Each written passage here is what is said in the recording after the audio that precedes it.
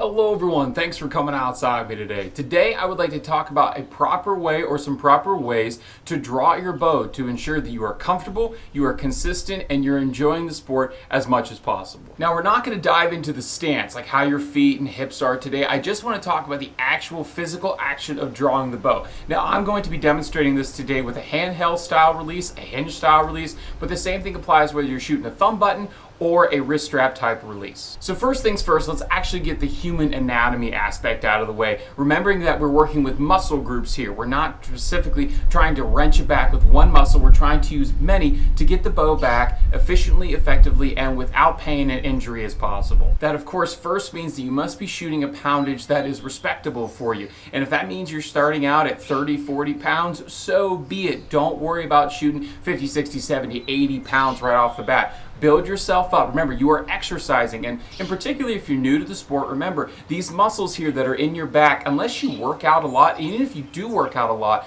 are very specific. This is a very unique thing that you're doing. It might look a lot like an upright row, you know, when you bend over the table and you're lifting a dumbbell, but remember, this is an asymmetrical action here. You're not activating this on the left side. If you're a right-handed archer, the opposite would be true for a left-handed archer.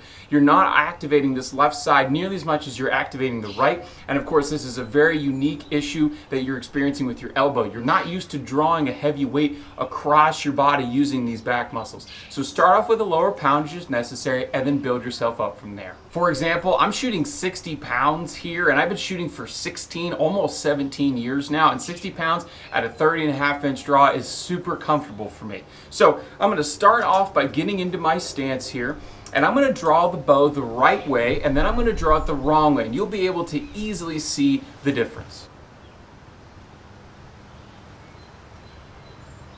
Alright, so let me try to draw it a wrong way, which I know is going to be uncomfortable and very unnatural for me in particular. Oh yeah, that doesn't feel right at all.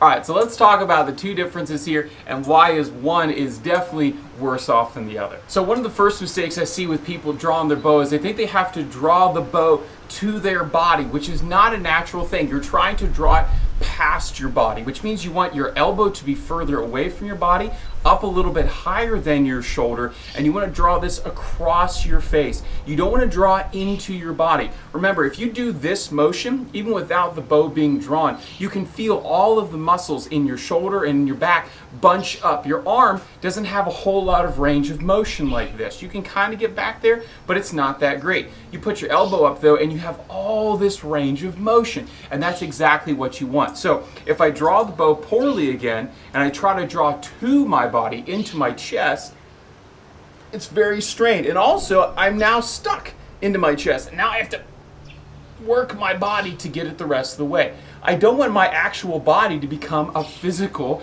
roadblock for my draw cycle. I want to be drawing past my body. Secondly, when I actually get into my body like that, I'm no longer activating my shoulder muscles here in the back. When I lose that range of motion, my shoulder muscles eventually bind up. They can't move any further. Whereas if my elbow is up and I'm able to pull through, I'm able to continue to use my back muscles, which are much stronger than this motion right here, just using this muscle here off my shoulder. These back muscles are much stronger, and I'm able to draw the bow a lot easier. So let's draw the bow correctly again. So you'll notice my elbow's not going to be clean up here. You know, you'll see some target guys start way up here and they'll draw with their elbow up, and there's nothing wrong with that. Although for a hunting situation, you want to try to eliminate as much motion as possible. And I like to shoot longer axle to axle bows, even when I'm in a saddle or a tree stand. And so I like to try to keep the bow as parallel to the ground as possible. I'll just keep my elbow up higher to allow that freer range of motion. So my hand for my bow hand is about eyeball level. My elbow is clearly above my head, and I can simply draw the bow back straight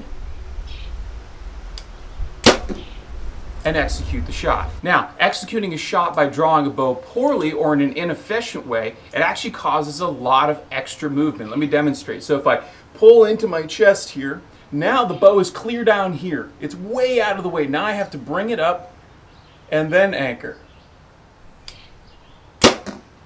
It's not very natural. I'd much rather start with my release hand much closer to my face. This also allows me to hold in the event, because we've all been there, if we're all bow hunters, we've all been there where we've drawn back and a deer pegs us. We're up in the tree 15, 20 feet and the deer sees us moving.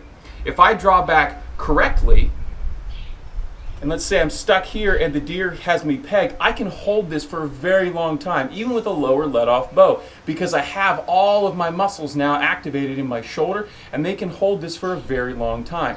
If I'm stuck down in with my bow down across my chest like that, and I'm pinned that way, I'm going to tire a lot faster. I'm going to have to let down, and I'm going to ultimately probably lose that shot on that animal. So let's actually see that in action with a poor draw. I come back and I draw into my chest. Now I'm stuck here.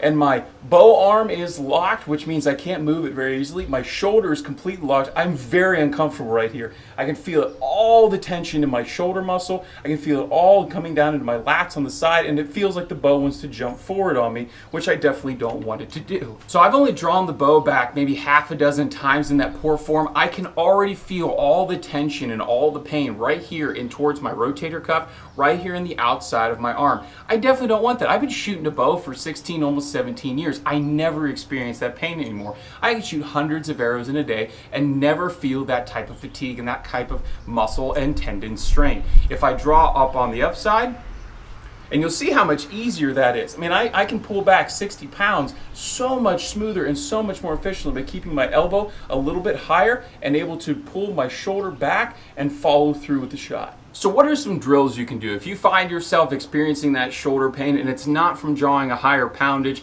it's not from having a draw length that's too long, because again, if your draw length's too long, now you're going to have to be overextending yourself. And in particular, if you're drawing into your chest, you're never going to actually get to full draw. You're going to have to lean back and pull it across your chest, which is again something you don't want. So what are some drills you can do if your bow is set right to the proper draw length and proper poundage, but you're still getting that shoulder pain from dropping your elbow? Some tips and tricks that I've used in the past is by taking a tennis ball and actually literally taping it to my t-shirt in my armpit. If I feel myself touching that tennis ball that's duct taped into my armpit, I know I'm dropping my arm and it's causing that rub. If I keep my elbow up at least above my shoulder height, I don't make that contact, and I know I'm executing a clean release and a clean draw. Some other strength building exercises you can do: an upright row, bending over the weight bench, but have that dumbbell up with your elbow closer to your head than back here. You don't want to be doing an upright row back here. That's not going to build that strength. Have your elbow up. It's going to feel a little bit weird. It's going to not look right.